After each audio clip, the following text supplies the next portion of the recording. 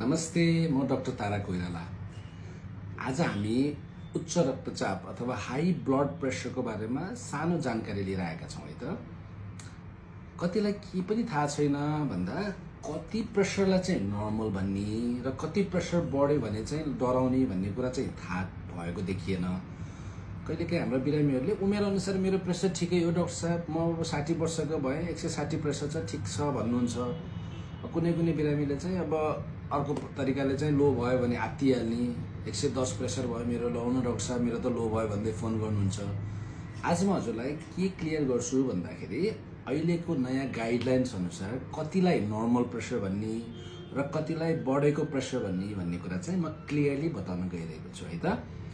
यदि हजुरको blood pressure, तर योभन्दा पहिला सानो कुरा के पनि भनिहालेँ भन्दाखेरि प्रेसरको नाप्ने तरिका, नाप्ने वातावरण एकदम मिलेको हुनुपर्छ है। हामीलाई कहिलेकाहीँ के लाग्छ भन्दाखेरि एकचोटि हतारिँदै गयो कसैकोमा, अब औषधि पसलहरूमा प्राय मेडिकलहरूमा जाने गर्छौँ अनि हतारिँदै आएका हुन्छौँ र प्रेसर नापिदिनु भन्छन्। अनि त्यसमा चाहिँ धेरै प्रक्रियाहरू नपुगिकन नाप्दाखेरि कहिलेकाहीँ धेरै हाई प्रेसर देखिन्छ। त्यस्तो बेलामा त्यो गलत हो, राम्रोसँग गर्नुपर्ने हुन्छ। त्यसको बारेमा हामी अर्को भिडियोमा भन्छौँ है। यदि हजुरको सबै प्रक्रिया पुर्याएर नाप्दाखेरि हजुरको प्रेसर, माथिल्लो प्रेसर जसलाई हामी सिस्टोलिक ब्लड प्रेसर भन्छौँ, हजुरलाई थाहा छ दुईटा प्रेसर हुन्छन् हाम्रो शरीरमा। एउटा माथिल्लो प्रेसर जसलाई हामी सिस्टोलिक ब्लड प्रेसर भन्छौँ र अर्को तल्लो प्रेसर भनेर बुझिन्छ जसलाई डायस्टोलिक ब्लड प्रेसर भनिन्छ है त।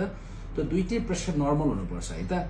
यदि हजुरको systolic blood pressure 120 milligram of Hg भनेको 120 भन्दा तल छ, मिलिमिटर अफ एचजी भन्दा तल छ र डायस्टोलिक प्रेसर हजुरको 80 भन्दा तल छ भने त्यसलाई नर्मल प्रेसर भनेर बुझ्नु पर्यो है।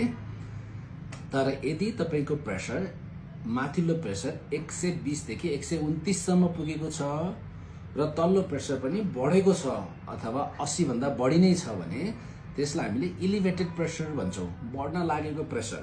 त्यो नर्मल त होइन, तर त्यसलाई चाहिँ हाई ब्लड प्रेसरै भन्न मिल्दैन।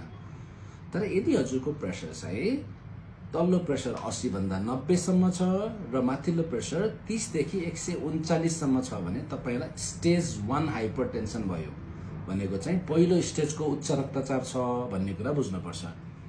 यस्तै तपाईको सिस्टोलिक ब्लड प्रेसर 140 भन्दा माथि गयो र डायस्टोलिक ब्लड प्रेसर 90 भन्दा माथि गयो भने यसलाई हामीले चाहिँ स्टेज 2 हाइपरटेन्सन भयो अथवा तपाईलाई दोस्रो चरणको उच्च रक्तचाप भइसक्यो भन्ने कुरा बुझ्नुपर्छ है त।